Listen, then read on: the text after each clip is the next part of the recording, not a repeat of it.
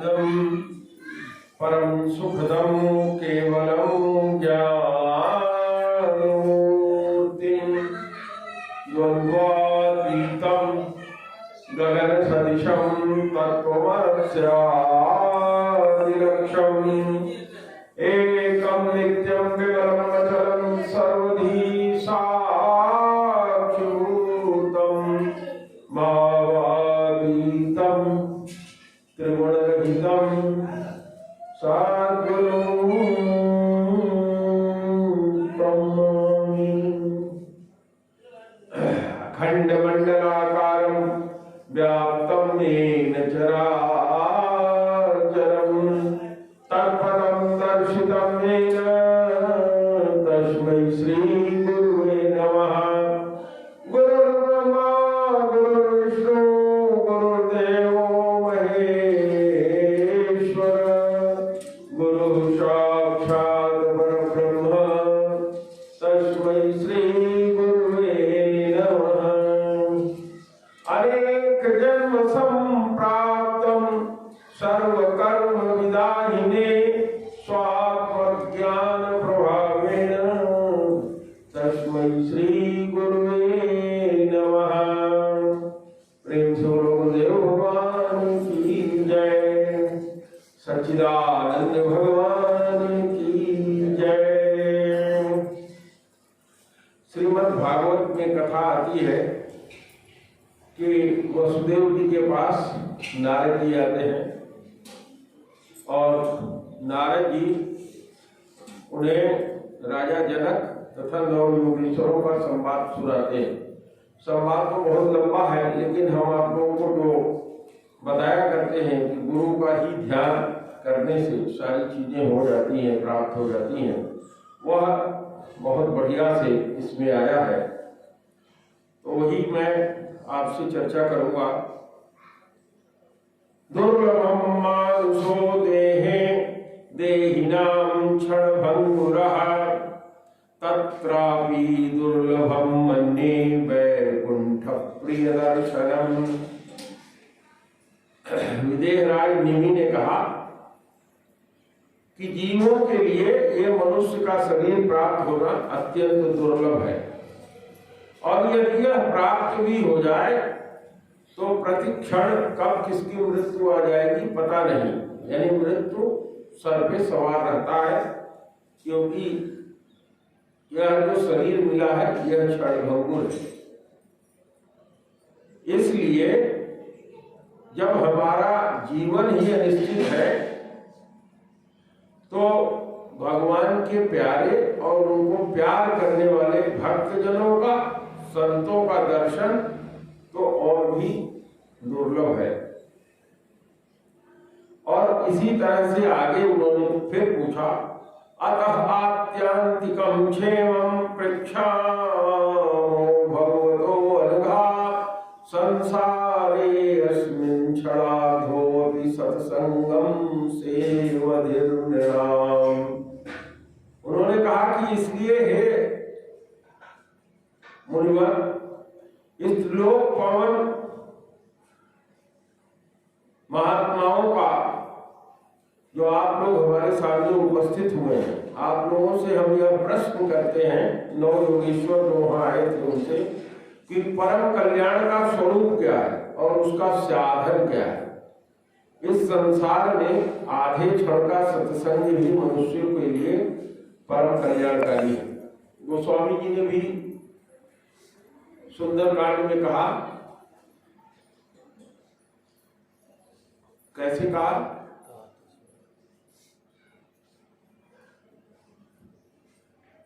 कि सत्संग जो है वो स्वर्ग और अपवर्ग से दुर्लभ है। क्षण भर का सत्संग भी स्वर्ग अपवर्ग, हाँ इसी तरह से कहा, तात स्वर्ग अपवर्ग सुख धरिय तुला एक अंग अतुलनता ही सकल मिली जो सुख लव सत्संग। वही चीज उन्होंने भी वहां कहा कि एक लव कहते हैं आंख की बरौनी जो ये है ऊपर गिरना और उठना, इतने मात्र का सत्संग भी मनुष्य का जीवन बदल देता है। तो ये जो 9 योगेश्वर थे, इनके नाम बहुत सुंदर से एक श्लोक में दिया हुआ है। कविर हरिर अंतरिक्ष प्रबुद्ध पिप्पलायन आयुर्होत्रोऽथ योगिनश्चमसः कर्मभाजन। ये 9 जो योगेश्वर थे, ये इन लोगों का नाम था कवि, हरि, अंतरिक्ष, प्रबुद्ध, पिप्पलायन, आविर्भूत, दुमिल, चमस और करभाजन। ये सब के सब भरत जी के भाई थे। ये 100 भाई थे। तो 9 जो है 9 द्वीपों के राजा हो गए। एक भरत जी हो गए, 10 9 योगेश्वर हो गए और 81 ये उनके भाई जो थे वो सब ब्राह्मण हो गए। ये 9 योगेश्वर जो थे ये महाज्ञानी कहलाते थे। इनको इस तरह का अधिकार प्राप्त था कि ये स्वर्ग मृत्यु लोग कहीं भी अपने शरीर के सहित जा सकते थे। समस्त सिद्धियां इनको प्राप्त थी। तो इन्हीं से उन्होंने प्रश्न किया।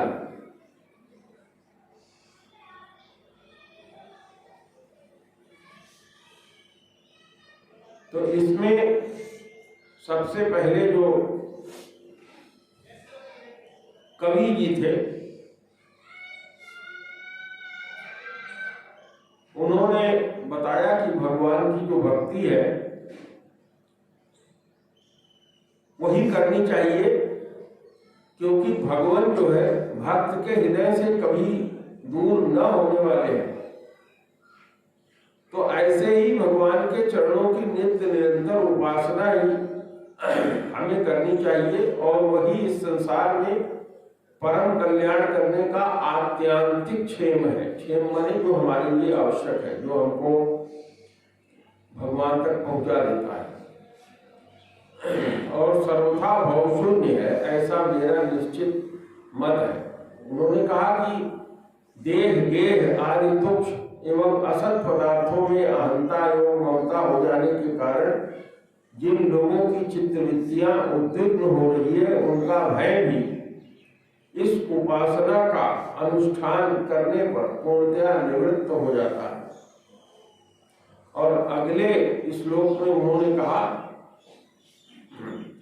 यनास्थाय नरो राजन न प्रमादेत करहिचित् धावन्निमील्य वानेत्रेण स्खलेन पतेर्दिह। इसमें उन्होंने कहा कि ऐ राजन, जो भागवत धर्म का अवलंबन करने वाले मनुष्य हैं वो कभी किसी विघ्न से पीड़ित नहीं होते और नेत्र बंद करके भी यदि दौड़ते हैं, अर्थात यदि कोई कार्य विधि विधान से नहीं भी करते हैं, यदि विधान की कोई त्रुटि भी हो जाती है, तो अपने मार्ग से वो स्खलित नहीं होते, पतित नहीं होते और जो कार्य कर रहे हैं उसके फल से वो वंचित नहीं होते। यह उन्होंने कहा। और अगले श्लोक में उन्होंने कहा बहुत सुंदर, भयं द्वितीयाभिनिवेशतस्य दिशापदेतस्य विषयो अस्मृतिः तन्मायया को बुधः भजेत्तः भक्ते कैशम गुरुदेव आत्मा। उन्होंने कहा ईश्वर से विमुख पुरुष को उनकी माया से अपने स्वरूप की विस्मृति हो जाती है। जो लोग ईश्वर से विमुख हैं, ऐसे सभी लोगों को भगवान की माया से अपना जो स्वरूप है कि हम क्या हैं, इसकी विस्मृति हो जाती है और इस विस्मृति से ही उन्हें नहीं पता लगता कि मैं देवता हूं कि मैं मनुष्य हूं। इस प्रकार भ्रम और विपर्य माने होता कुछ है, समझने कुछ लगता है, इसी को विपर्य कहते हैं। और इस देह आदि अन्य वस्तु में अभिनिवेश का मतलब होता है उससे प्रेम हो जाना। जैसे किसी मकान में आप रह रहे हैं, इस आश्रम में आप एक हफ्ते से रह रहे हैं, तो एक हफ्ते के बाद जब आपको जाने लगेगा तो यहाँ से छोड़ना दुखद होता है। उसी तरह से हम इस शरीर में जब बहुत दिन तक रहते हैं तो हमें अभिनिवेश होता है, इस शरीर को छोड़ना दुखद प्रतीत होता है। तो कह रहे हैं कि शरीर में देह में अभिनिवेश हो जाने से, तन्मयता हो जाने के कारण ही हम बुढ़ापा, मृत्यु, रोग आदि अनेक भय को प्राप्त करते हैं। इसलिए अपने गुरु को ही आराध्य देव, परम प्रियतम मानकर अनन्य भक्ति के द्वारा उसी ईश्वर का भजन करना चाहिए, यह उन्होंने बताया। इसके बाद अन्य योगेश्वरों ने भी बोला, लेकिन इसमें सबसे ज्यादा जो बताया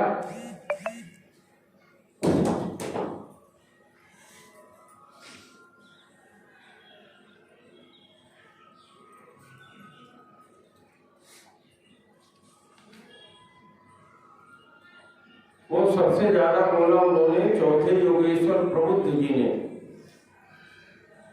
प्रबुद्ध जी ने कहा, कर्माण्ड्यार भ्रमाणाम दुख हत्यै सुखाय च पश्येत पाक विपर्यासम मिथुनी चारिणाम नृणाम।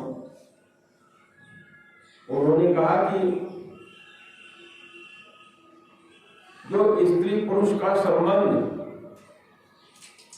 पति पत्नी का होता है, इस आदि बंधन में बंधे हुए संसारी मनुष्य सुख की प्राप्ति और दुख की निवृत्ति के लिए बड़े बड़े कर्म करते रहते हैं। और जो पुरुष माया के पार जाना चाहता है, उसको विचार करना चाहिए कि उनके कर्मों का फल किस प्रकार विपरीत होता जाता है। हम कर्म तो करते हैं कि हमको सुख मिले और हमको दुख मिलता रहता है। वो सुख के बदले दुख पाते हैं और दुख निवृत्ति के स्थान पर दिनों दिन जो दुख है वो बढ़ता ही जाता है। इस तरह से उन्होंने पुत्र का इत्यादि शब्द का उन्होंने चर्चा किया और सब में उन्होंने यही कहा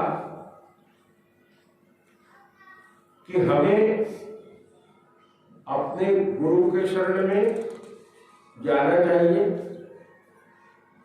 और हमारा गुरु कैसा होना चाहिए, श्रोत्री और ब्रह्मनिष्ठ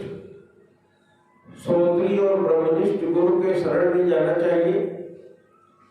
ऐसे श्रोत्री और ब्रह्मनिष्ठ का मतलब होता है कि जो समस्त वेदों का ज्ञाता हो, श्रुतियों का ज्ञाता हो और उन पर चल करके भगवत की प्राप्ति भी किया, उनको श्रोत्री और ब्रह्मनिष्ठ कहते हैं। कहते हैं कि वही एक सबसे सुलभ साधन है कि हमें गुरु के पास जाकर गुरु के बताए हुए मार्ग से इस संसार को पार करने का उपाय सीखना चाहिए और उनके साथ रहकर उनके बताए हुए मार्ग पर जैसे वो बताएं उसी का आचरण करके हमको चलना चाहिए। और हम जो कुछ भी चाहते हैं, संसार से निवृत्ति, दुख से निवृत्ति, माया से निवृत्ति, वो सब हमें हो जाएगा। तो मैंने आपसे इसी पर चर्चा किया था। आज आप सब लोग फिर ध्यान के लिए जुटे हैं। बहुत ज्यादा चर्चा फिर अगले रविवार को या आगे फिर हम करेंगे। आज बस इतना ही। पांडे जी इसको बंद कर दीजिए।